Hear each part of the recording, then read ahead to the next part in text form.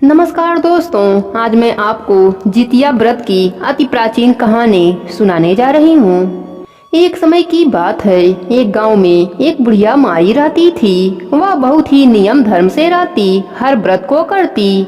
उसका एक बेटा और बहू थे। बुढ़िया माई अपने बेटा बहू से बहुत प्यार करती थी। बेटा भी अपने माँ का बहुत सेवा करता था। एक दिन बुढ़िया का बेटा प्रदेश कमाने के लिए जाने लगा।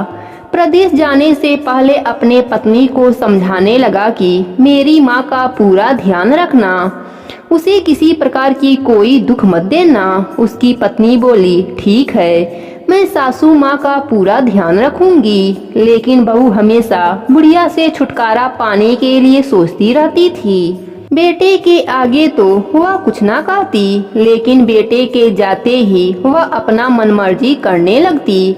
वह ना तो बुढ़िया का ध्यान रखती, ना ही खाना टाइम से देती। कभी दिन में खाना दे दिया तो रात को नहीं, कभी रात में दे दिया तो दिन में नहीं।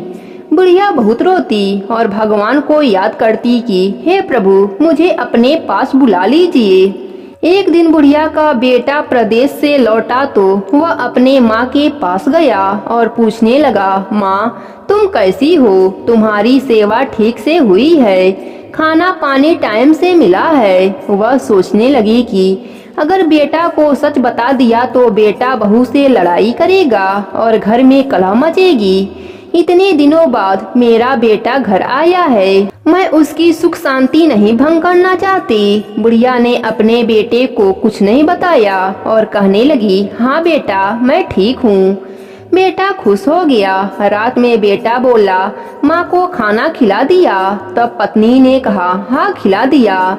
तब बेटा माँ से पूछा, माँ खाना खा लिया? तब माँ ने कहा, नहीं बेटा। फिर अपने पत्नी के पास गया और बोला, माँ तो कह रही है खाना नहीं खाया है। तब बहू कहने लगी, माँ का उम्र हो गया है, इसलिए भूल गई होंगी, मैंने उन्हें खाना पानी दे दिया था। सारा काम समेटकर पति पत्नी सोने चले गए। बुढ़िया बेचारी बहुत देर तक इंतजार करती रही कि शायद बेटा खाना लेकर आएगा। अब वह भूखी थी, पूरा दिन उसका निकल गया। भूख के कारण उसे नींद भी नहीं आ रही थी। बुढ़िया रोती रोती कहने लगी, बेटा बहू सो गए, आस मेरी टूट गई, निधिया रानी आ जाओ, मेरे पास सो जाओ। हे प्रभु, ऐसी जिंदगी नहीं जीनी मुझे, अब तो अपने पास बुला लीजिए। इस तरह से रो रो कर कह रही थी। उसके बेटे को कुछ आवाज सुनाई दी। तब वह कहने लगा, माँ कुछ बोल रही है। तब उसकी पत्नी बात को बदलते हुए कहने लगी, कुछ नहीं बोल रही है। बेटा बोला, नहीं माँ कुछ बोल रही है। तब पत्नी बोली, चलो सुन लेते हैं कि आपकी माँ क्या कह रही हैं। जब सास बोली, मेरे पास सो जाओ, अपने पास बुला लो, तब तो पत्नी चुप रहती और जब बीच के शब्द बोलती तो उसकी पत्नी बीच में बोलने लगती। बेटे को बस यही सुनाई देता कि आ जाओ, मेरे पास सो जाओ, अपने पास बुला लो।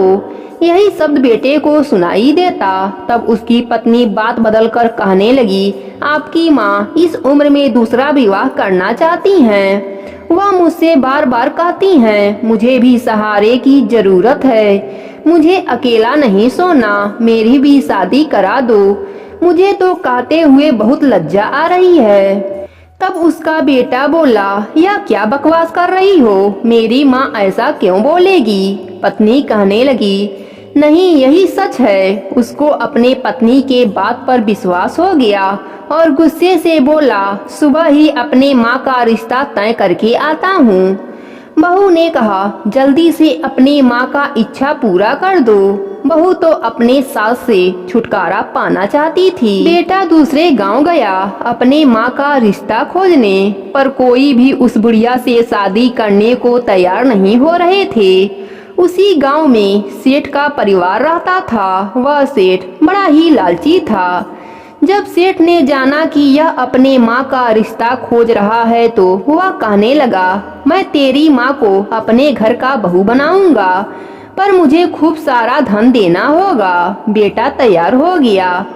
वह घर आया और अपने माँ से बोला, माँ, मैं तेरा अंतिम इच्छा पूरा करके आया हूँ, तुम्हें अकेला रहने की जरूरत नहीं है। उसकी माँ ने सोचा शायद मेरा बेटा अब मेरे पास रहेगा, इसलिए ऐसा बोल रहा है। वह कहने लगी, ठीक है बेटा, मुझे और क्या चाहिए, मुझे तो बुढ़ापे में बस सहारा चाहिए। बेटा सोचने लगा, माँ को तो बड़ा जल्दी है शादी करने का। वह वहाँ से गुस्से से उठकर चला गया। तय समय पर बारात आ गई। बारातियों को देखकर आसपास के पड़ोसी बुरा भला कहने लगे। सब कहने लगे, बाप रे, इस उम्र में बुढ़िया का शादी करा रहा है। सब बेटे को डांटने लगे कि तुम इस उम्र में अपने माँ की शादी क्यों करा रहे हो। तब बेटा कहने लगा, इसमें मेरी गलती नहीं है, मेरी माँ खुद चाहती है कि उसका विवाह हो जाए। पड़ोसी बुढ़िया माई के पास आए और पूछने लगे, जो तुम्हारा बेटा कर रहा है वह सही है क्या। अब बुढ़िया माई सोचती है, मेरा बेटा कोई अच्छा काम ही कर रहा होगा, अगर मैं मना करूंगी तो मेरे बेटे की बुराई हो जाएगी।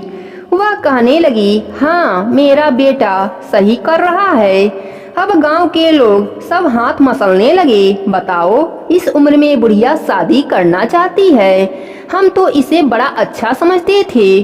गांव के सारे लोग बुढ़िया माई को थू थू करने लगे। बारात को जब बुढ़िया माई ने देखा तो बहू से पूछा, बहू, इतने लोग हमारे दरवाजे पर क्यों हैं। बहू कहने लगी, अब चुप भी हो जाओ, क्यों नाटक कर रही हो, तुम्हारी बारात आई है।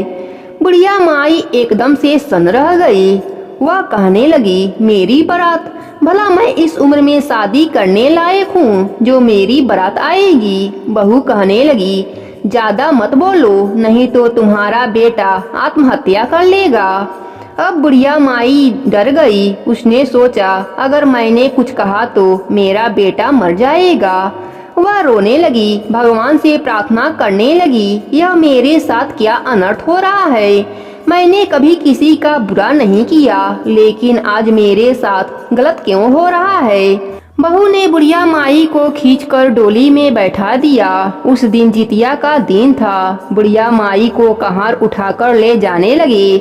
नदी पर रुककर हाथ मुंह धोने लगे। बुढ़िया माई उतरकर औरतें जहां बैठकर कहानी सुन रही थीं, वहां जाकर रोने लगी और अपना दुख कहने लगी। सभी औरतें बुढ़िया माई के घर आईं और बेटे को डांटने लगीं। बेटा ने कहा, माँ, तू ही तो रात में मेरे पास सो जाओ ऐसा बोल रही थी। फिर माँ ने सारी बात बताई कि मैं भूखी थी, इसलिए मुझे नींद नहीं आ रहा था और आज जितिया का व्रत भी करना था, इसलिए मैं भगवान को याद कर रही थी। बेटा जब सब बात जाना तो अपने पत्नी को मारने लगा। बोला, तुम एक माँ को नहीं संभाल सकती, इसलिए तो तुम अभी तक माँ नहीं बन पाई। सब औरतें भी थू थू करने लगी। बहू को भी बहुत शर्मिंदगी हुई और वह अपने सास और पति से माफी मांगने लगी। दोस्तों, आप व्रत करें या ना करें, आप भगवान की कृपा चाहते हैं तो बड़ों का सम्मान करें, बड़े बुजुर्गों का सेवा करें। धन्यवाद।